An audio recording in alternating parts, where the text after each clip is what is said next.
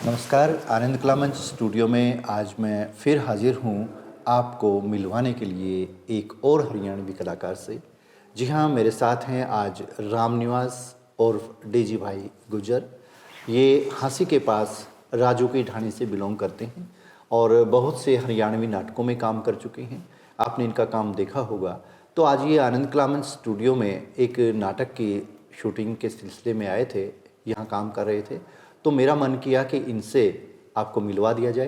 रामनिवास जी, स्वागत है आपका आनंद कला मंच स्टूडियो में। धन्यवाद जी, बहुत और बहुत। सबसे पहले हमारे दर्शकों की ओर से, हमारी ओर से एक सवाल यही कि इस लाइन में आने का शौक़ आपको बचपन से रहा या फिर इस बुढ़ापे में शौक़ जवान हुआ? जी, शौक़ तो बचपन से ही रहा। जब भी एक्टर को किसी को पर्दे पे देखते थे, वो देखते तो ऐसे सोचते हम भी कभी न कभी पर्दे पे आए, लेकिन जीवन की आपाधापी में इस तरफ कभी ध्यान ही नहीं दे पाए।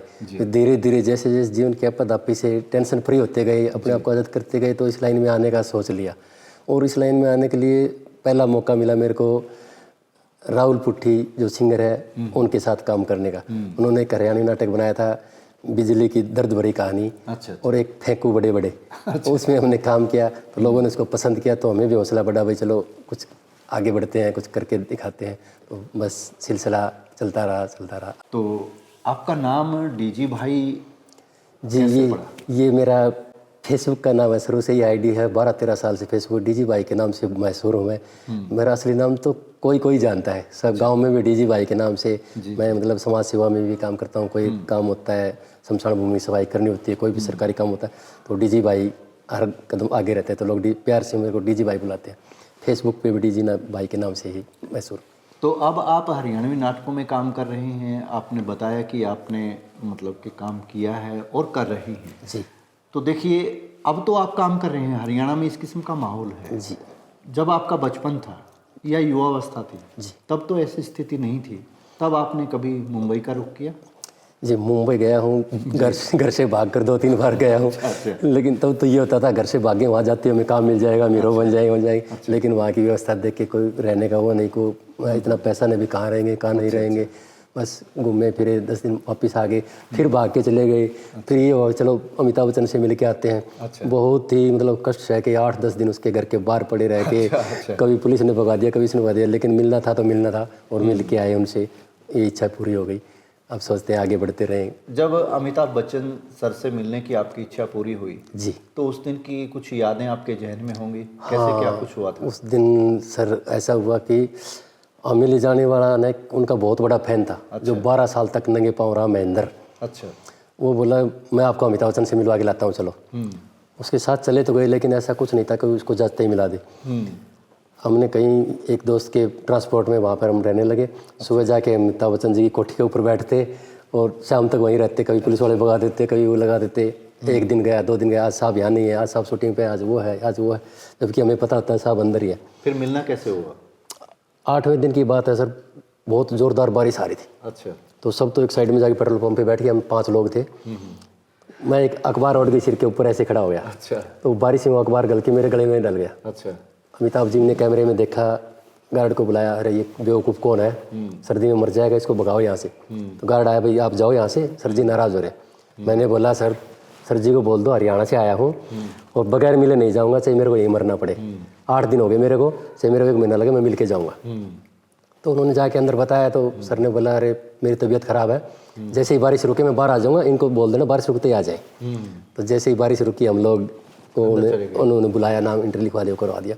जैसे हमने उनके पाँव से ये सब, उन्होंने बोला मैं भगवान नहीं हूँ भाई, मैं भी आप जैसा ही हूँ, इतना कष्ट क्यों झेलते हो आप लोगों को करने के लिए। बोला जी आप हमारे लिए तो भगवान ही हो। बम्बई आते हो तो गाँव वालों को पहला यही सवाल होता है, अमिताभ जी से मिले? नहीं, तो मुंबई जाना बेकार। अच्छा। तो वहाँ से उसके पागल बोला अच्छा वहाँ इतना ये था जी। तो वहाँ किसी फिल्म वगैरह में आपको काम नहीं मिला? नहीं, वहाँ पे मतलब इतना वो नहीं था। हम 8 दिन में थक चुके थे वो करने के लिए रह के, ना कोई जानकारी, ना कोई हमारा कोई भी जानकारी नहीं था। बस मुंबई शायद ही हमारे खानदान में कोई नहीं गया होगा। वो ही हमने हिम्मत की, जाके आगे, एक हौसला था, एक इच्छा थी, जाके आगे। और अब हरियाणा वालों ने हरियाणा को फिल्म इंडस्ट्री बना दिया है, यानी मुंबई बना दिया है। जी जी, यहाँ पे बहुत सारी फिल्में बनी हैं और बन रही हैं, तो आपको कैसा लगता है? बहुत अच्छा लगता है जी। एक से एक बढ़ के कलाकार है, एक से एक बढ़ के वो है। और मैं तो चाहता हूँ कि कुछ समसामयिक फिल्म, जैसे बुराई के खिलाफ, खास तौर पर नशा, आजकल जो युवा पीढ़ी नशे की तरफ भाग रही है, इसके खिलाफ, इसके ऊपर अगर फिल्मों पर ध्यान दिया जाए तो शायद सरकार का भी हमारी तरफ ध्यान है, भाई हाँ इंडस्ट्री में कुछ लोग अच्छा कर रहे हैं। दहेज प्रथा के खिलाफ, बच्चियों पढ़ाओ के बारे में, वो जो मतलब क्या है कि मतलब ये सोचो कि जो झगड़ा होता है नशा पता, उसके बारे में बुराई के ऊपर कोई फिल्म बनाओ तो शायद सरकार वो करे। और ऐसी फिल्म अगर कोई बनाता है तो सरकार को उसको आगे बढ़कर प्रोत्साहन भी करना चाहिए। जी, तो जहाँ तक मैं समझता हूँ ऐसी फिल्में तो तभी बनेंगी जब राइटर लिखेंगे या निर्माता की अपनी मांग होगी। जी जी जी। तो आप राइटर भी हैं, आप लिखते भी हैं, तो आपने विभिन्न विषयों के ऊपर छोटी छोटी फिल्में लिखी हैं, आपने लघु कथाएं भी लिखी हैं जी। तो क्या मतलब सरकार को राइटरों को प्रोत्साहित करना चाहिए या फिल्म निर्माताओं को? ये पहले तो राइटर ही आता जी, राइटर अच्छी कहानी लिखा है उसको प्रोत्साहन करेंगे तो डायरेक्टर राइटर के पास खुद आएगा, भाई ऐसी कहानी लिख के दो हमें, ताकि आगे हम इस पे फिल्म बनाए, आगे इस पे वो करें। तो राइटर को भी वो प्रोत्साहन करना चाहिए, फिर डायरेक्टर को भी करना चाहिए जो इसमें काम करते हैं। नहीं, राइटर को प्रोत्साहन करने के लिए यानी कि हरियाणा के लेखकों को प्रोत्साहित करने के लिए हरियाणा साहित्य अकादमी नाम की एक संस्था है जी, वो साहित्यकारों को प्रोत्साहित कर रही है जी, वो एक अलग फील्ड हो गया जी जी। और जो फिल्म के राइटर हैं जी, वो फिल्में लिखते हैं, तो फिल्में लिखना एक अलग मतलब टेक्निकल जो विधा है वो है फिल्म के लिखना। जैसे इसके लिए एक स्क्रीन प्ले लिखा जाता है बाकायदा, और फिर डायरेक्टर की अपनी डिमांड होती है, और फिर इसके गीत वगैरह लिखे जाते हैं, गीतों का अलग से म्यूजिक बनता है। तो आप कौन से लेखन की बात इसमें कर रहे हैं कि सरकार को किस तरह के लेखकों को प्रोत्साहित करना चाहिए? अब हमारा काम हरियाणवी कल्चर पे फिल्म बनाना, जो हरियाणा का ओरिजिनल कल्चर है, गांव में जमींदार है, किसान है, खेती बाड़ी है, वो है, उसके ऊपर उसी लेवल पे रहने दो उसको मतलब चेंज मत करो, इसके अंदर बाहर का मॉडर्न लुक मत लाओ। जो पुराना हमें हमारी आने वाली पीढ़ी को ये दिखाना भी हमारा हरियाणा ऐसा था, ऐसा है और ऐसा ही होना चाहिए। जो प्रेम भाव है, भाईचारा है, जो वो बात आपकी ठीक है। हाँ जी। लेकिन जो हरियाणा के साहित्यकार हैं जी, उनमें पिछले कई दिनों से एक मुद्दा उठा हुआ है हरियाणवी बोली को लेकर के। तो इस बारे में आप क्या कहना चाहेंगे कि हरियाणवी फिल्मों में कौन सी बोली होनी चाहिए, किसको आप हरियाणवी मानते हैं? जी जी, इस बारे में विभिन्न मान्यताएं हैं कि हरियाणवी बोली आप कदम कदम पे वाणी बदल जाती है। हरियाणा की भी बोली है कि नहीं है, हरियाणा में भी अलग, हिसार की अलग बोली है, भिवानी की अलग हुई, उसकी अलग होगी। एक रूटीन में मतलब हिंदी से अलावा जो जहाँ का कलाकार है वहाँ की मातृभाषा जो है वही है। हाँ, अब बोलते हम है, अब इसका कोई इलाज नहीं, हम क्या होता है हम, लेकिन हाँ मैं हूँ ओए, ये कि हमारी आम भाषा है। हाँ, तो आप किसको मानेंगे हरियाणवी? तो जो हम आम भाषा में आम बोलचाल करते हैं, जो घर में बोलचाल करते हैं, उसी बोलचाल में उसी में ही चलता रहना चाहिए। मतलब तो ये हुआ कि जो आपके हाँसी साइड के जो लोग फिल्म बनाएंगे उनमें यदि वहाँ की बोली आ जाए तो वो हरियाणवी है, भिवानी वाले बनाएंगे तो वो तो एक अलग अलग हरियाणवी का एक मिक्स हो गया जी। इज्जत साथ हाँ जी, हाँ भाई, भाई जैसे हाँ भाई, भैया, हाँ बेबे, ये आम भाषा में हर कोई बोलता है, भिवानी वाले बोलते हैं, हिसार वाले बोलते हैं। इसमें एक रूपता कैसे आया? हाँ, यही इसको आप हरियाणवी बोली मानेंगे? ये सोचने की बात है सर, इसके बारे में सोचना चाहिए। इसके बारे में कौन सोचेगा? सरकार सोचेगी, हम सोचेंगे कि भाई एक रूपता कैसे आए?